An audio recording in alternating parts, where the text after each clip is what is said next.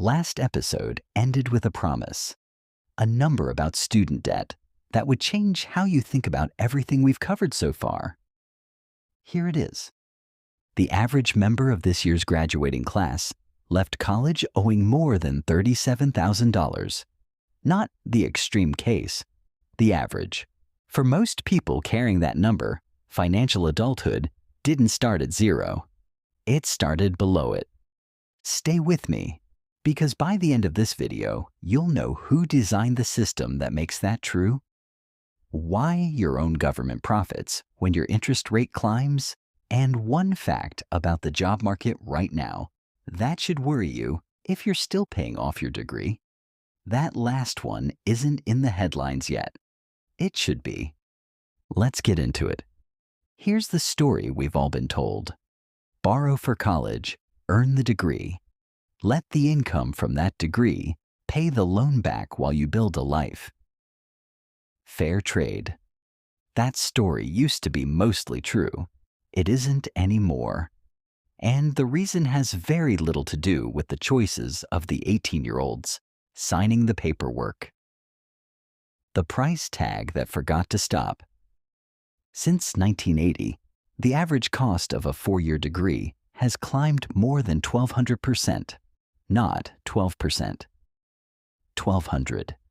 It doesn't track with inflation or wages. It barely tracks with anything else in the economy. State funding for public universities quietly shrank for decades, shifting the cost onto students. Universities expanded staff and amenities, then raised tuition to cover it. And underneath all of it sat the one thing that let prices climb without resistance: federally guaranteed loans. When a student can always borrow more, a school can always charge more. Tuition somehow always rises to exactly the edge of what a loan will cover. That's not a coincidence. So the price kept climbing, the loans kept growing to match it. And an entire generation borrowed more than any before them to chase a credential that was supposed to guarantee the income to pay it back. Here's the problem. Nobody told them. That guarantee is already breaking, not someday, right now. Graduating into a job that quietly disappeared. This is the part I promised you, and it's the one that should worry you most. The whole transaction assumed the skills a degree certified would still be valuable by the time the borrower needed them to be. That assumption is breaking down in real time. Paralegal research, entry-level financial analysis, basic coding, content writing. Fields that required a degree a decade ago, and artificial intelligence is already transforming or replacing the work inside them faster than any curriculum has kept pace with. Law graduates are entering a profession where AI can do document review in minutes that used to take junior associates hundreds of billable hours. Journalism graduates are competing directly with automated content generation. The credential that was supposed to prove you were ready for the workforce is, in some fields, proving you trained for work the market is actively walking away from. And the debt does not care. It does not adjust because your field changed shape after you enrolled. It compounds. Quietly. On schedule. Every month, the student absorbs all of that risk. The university that cashed the tuition check absorbs none of it. So the cost went up, and the job on the other end got shakier. You'd think somebody in that chain would have an incentive to fix it. Somebody does. Just not the way you'd expect. The part that feels like a secret because it kind of is. The United States federal government makes money on student loans. Interest rates on federal loans are set by Congress, and for graduate and plus borrowers, they've regularly climbed past 6, 7, 8%. The government borrows that money at a much lower rate than it lends it to you. That spread flows straight back into federal revenue, which means your government has an actual financial incentive for student debt to keep existing at scale at today's rates. That's not a conspiracy. It's arithmetic. And it's a big part of why expanding forgiveness keeps stalling in Washington. Not because it's a bad idea, because it has a direct cost to projected federal revenue. Add in the private servicing companies, like Sallie Mae, which started as a public entity and became a profit-driven corporation that lobbied hard against reforms. And you've got a loan with 3 sets of hands profiting from how long it takes you to pay it off. Nobody puts that on the paperwork. So if everyone on that side of the table is doing fine, what happens to you if you can't pay it back? The debt that doesn't play by the same rules. Student loans in America are almost uniquely impossible to escape. Credit card debt can be discharged in bankruptcy. Medical debt can be discharged in bankruptcy. Student loans cannot, except under a legal standard so narrow that almost nobody clears it. That protection exists for the lender, not for you. It survives job loss. It survives divorce. It survives decades of hardship.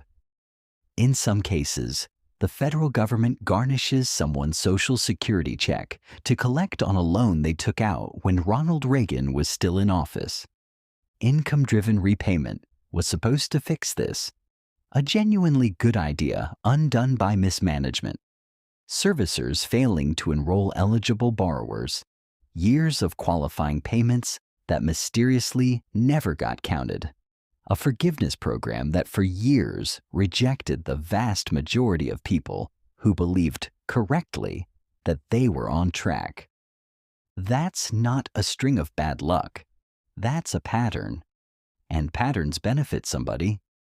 If any of this sounds like your story or your kids', hit like, subscribe so the next video lands in front of you, and send this to the one person you know who's still apologizing for a balance that was never really their fault to carry alone.